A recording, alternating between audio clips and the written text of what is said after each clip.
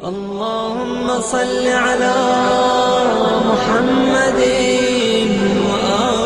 کی جو عید الفطر ہے یہ دو لفظوں سے مرکب ہے. عید اصل میں عود سے نکلا ہے، عین واو دال، یعنی پلٹنا. وہ سال جو پلٹ پلٹ کر واپس آتے ہیں، یعنی ان کے پلٹ کے واپس آنے کی جو فرحت ہے اور جو برکت ہے اور جو سعادت مند گھڑیاں ہیں، ان کا ہر سال پلٹ پلٹ کر لوٹ لوٹ کے ان خوشیوں کا واپس آنا، اس کو عید سعید کہا جاتا ہے.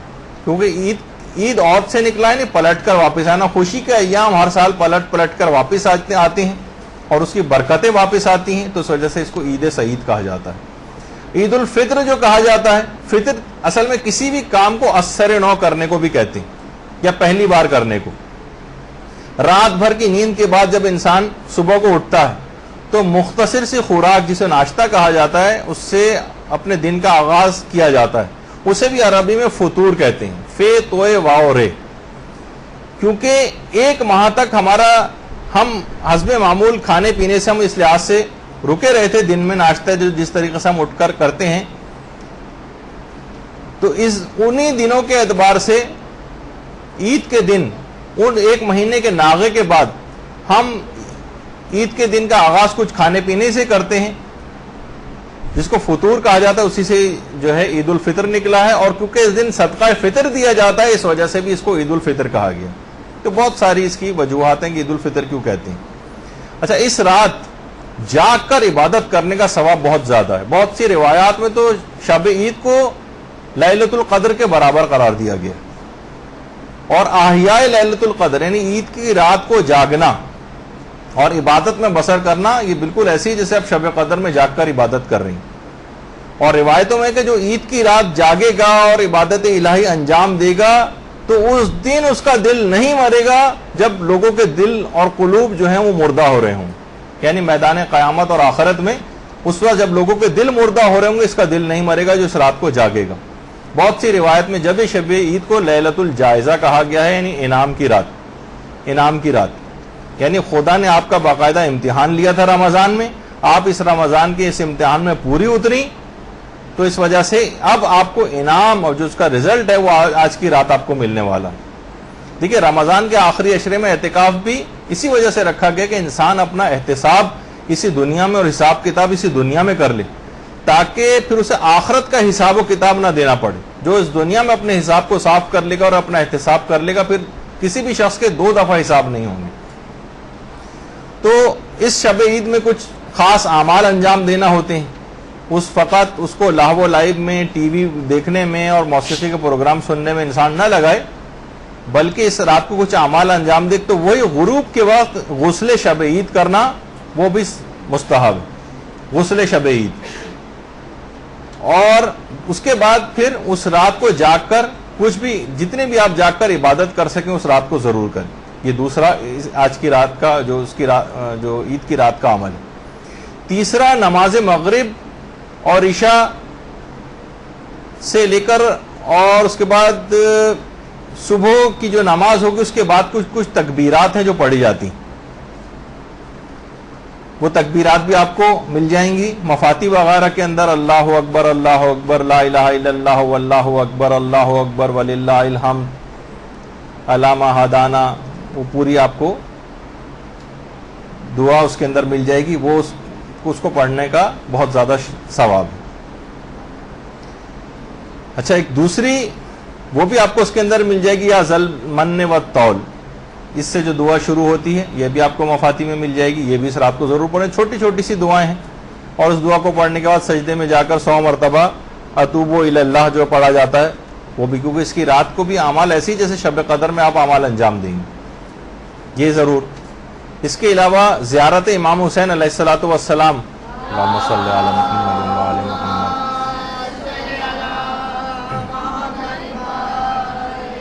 یہ شب عید کا خاص طور پر موقع ہے پڑھنے کا. اور اس میں مخصوص زیارت امام حسین جو عید الفطر کے دن پڑھی جاتی ہے، وہی شب عید پڑھی جائے گی. اس کو ضرور دماغ میں رکھیے گا مفاتی میں. اور شب عید 10 مرتبہ یا دائم الفضل علی البریہ، جو کہ شب جمعہ کے اعمال میں سے بھی ایک دعا کہلاتی ہے، وہ بھی اس رات کو ضرور پڑھیے گا. 10 بار یا دائم الفضل الی البریہ والی. اس کے علاوہ ایک نماز ہے جو کہ پڑھی جائے گی، 10 رکعت کی نماز ہے جو کہ شب عید پڑھی جاتی ہے، جس کا تذکرہ مفاتی کے اندر ہے. اس 10 رکعت کی نماز کا طریقہ وہ آپ دیکھ لیجئے گا، لیکن وہ بھی اس رات کو ضرور یاد رکھیں. اور کچھ دعائیں ایسی ہیں کہ جو دعائیں وداع ماہ رمضان کہلاتی ہیں. رمضان کو ودا کرنے کی کچھ دعائیں، یہ بھی مفاتی میں 2-3 دعائیں ہیں، یہ آپ ضرور پڑھ لیجئے گا، جن کا اتنا وقت نہیں کہ اس وقت میں ان کو پڑھ کر آپ کی خدمت میں بیان کروں.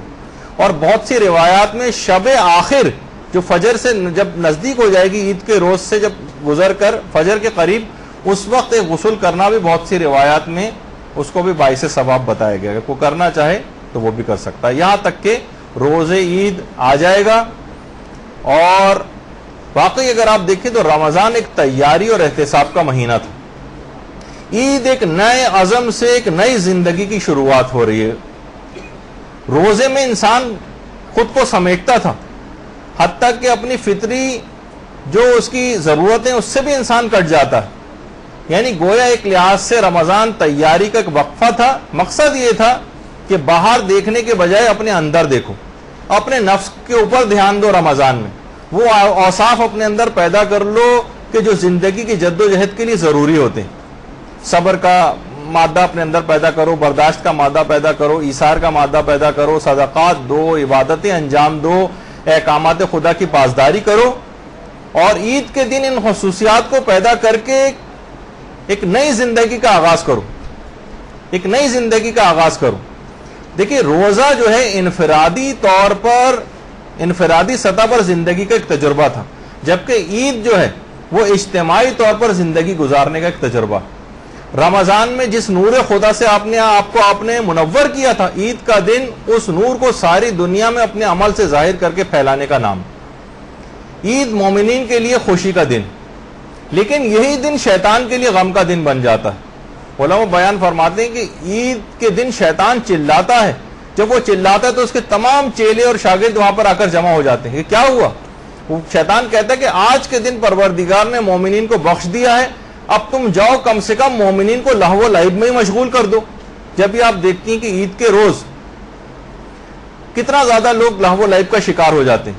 جس طرح دیکھیے روزہ محض بھوک اور پیاس برداشت کرنے کا نام نہیں تھا، اسی طرح سے عید محض کھیل کود کا نام نہیں، کھیل تماشے کا نام عید نہیں. دو کے پیچھے ایک معنویت تھی. روزے کے پیچھے بھی ایک معنویت تھی اور عید کے پیچھے بھی ایک معنویت. روزے میں وقتی طور پر انسان عالم مادی سے کٹتا تھا، عید دوبارہ اسی عالم مادی میں ایک معنویت کے ساتھ واپسی. جب امیر المومنین علیہ الصلوۃ والسلام فرماتے تھے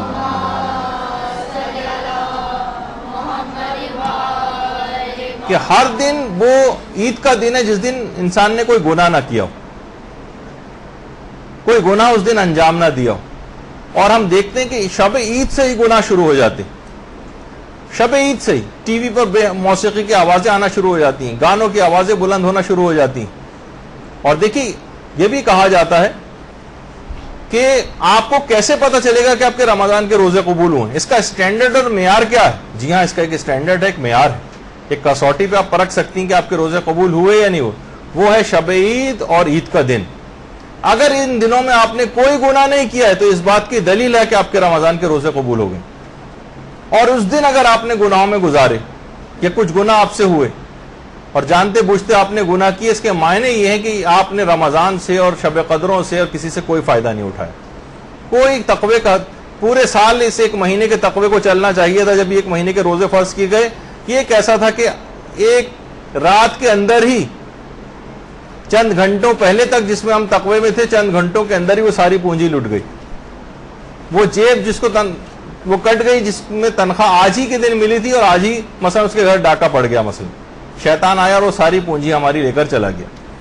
تو یہ شب عید یہ بہت احتیاط کے ساتھ گزارنی ہے اور روزے عید انتہائی احتیاط کے ساتھ گزارنا ہے. ایک بھی گناہ اس دن نہ ہونے پائے. ٹھیک ہے، آئندہ زندگی گناہ ہم کو اطمینان نہیں ہوتا، کبھی نہ کبھی خدا نہ خواستہ ہم سے ہو جائیں گے، ان سے بھی بچنے کی کوشش کرنا ہے. لیکن معیار شب عید اور روزے عید.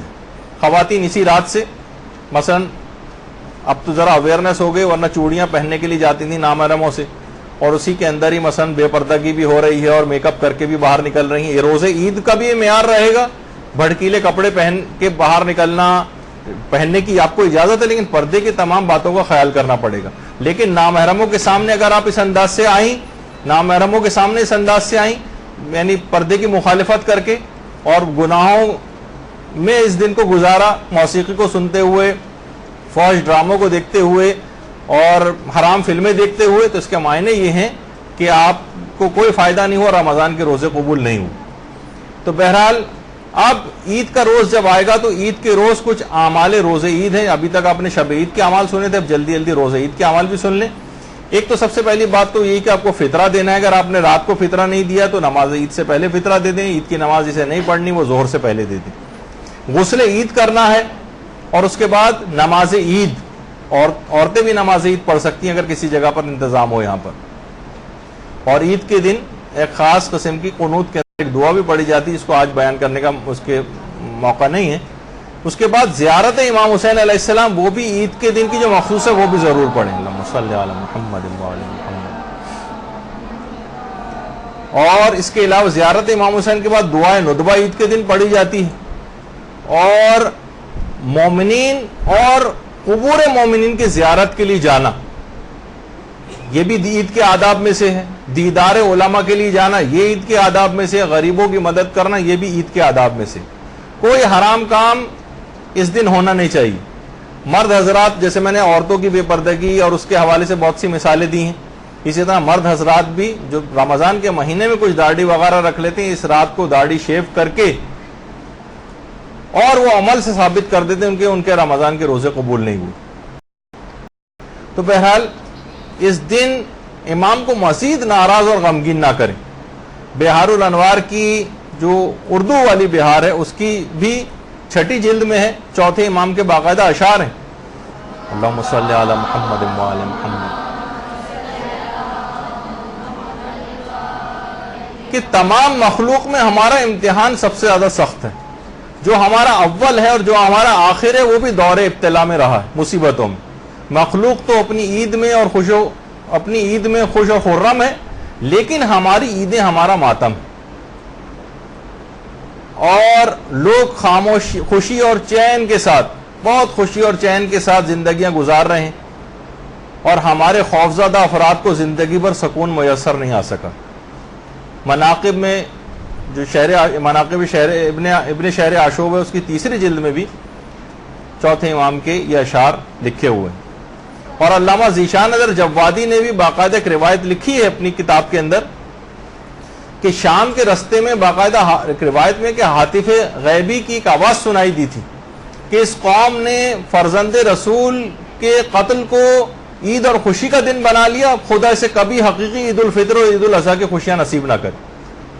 یہی وجہ ہے کہ لوگوں کا ایک آبزرویشن بھی ہے کہ شب عید تک پھر بھی خوشی رہتی. عید کا دن انتہائی اداس اور بور سا دن، جسے لوگ بوریت کہتے ہیں، وہ اداسی کا دن ہوتا ہے.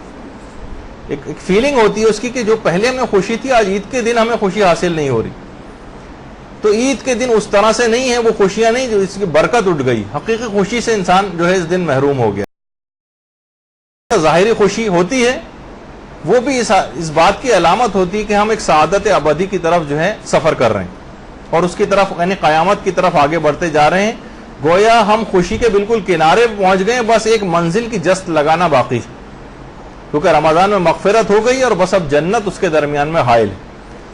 تو دیکھیے عید کا دن ویسے تو خوشی کا دن ہے، اگر حالات خوشی کے نہ ہوں اور قتل و غارت گری اور مصائب یہ سب چیزیں ہوں تو عید کا دن ایک عہد کا دن بن جاتا ہے، سچا عہد کہ ہم پروردگار سے عہد کرتے ہیں کہ ایسے مومن بنیں گے جیسا ہمارا پروردگار رسول و ائمہ چاہتے ہیں، اور اپنی خواہش نفس کے ہم غلام نہیں بنیں گے بلکہ اللہ کے اطاعت گزار بندے بنیں گے. پھر اس دن جس دن جب خوشیاں دستیاب نہ ہوں اور مصائب اور پریشانیاں اور مشکلات اور قتل و غارت گری ہو تو پھر عید کا دن عہد کا دن بن جاتا ہے. تو بہرحال خدا ہم سب کے روزوں کو اور نیک اعمال کو قبول فرمائے، اور رمضان کے بعد بھی عید اور سال کے عام دنوں میں بھی اپنی اطاعت کی توفیق پروردگار ہمیں نصیب فرمائے، اور اس حقیقی خوشی کے دن ہمیں نصیب فرمائے کہ جب فرزند رسول اور اللہ کی آخری حجت کے ظہور پر نور اور ان کی عادلانہ حکومت کے سکون و چین کے دنوں کی صورت میں وہ دن جو پہلے زمین کو حاصل ہوں گے وہ ہمیں نصیب فرمائے. وصلی اللہ علیہ وسلم. اللجل اللجل يا مولا اللجل اللجل اللجل اللجل اللجل اللجل اللجل يا صاحب السماء اللجل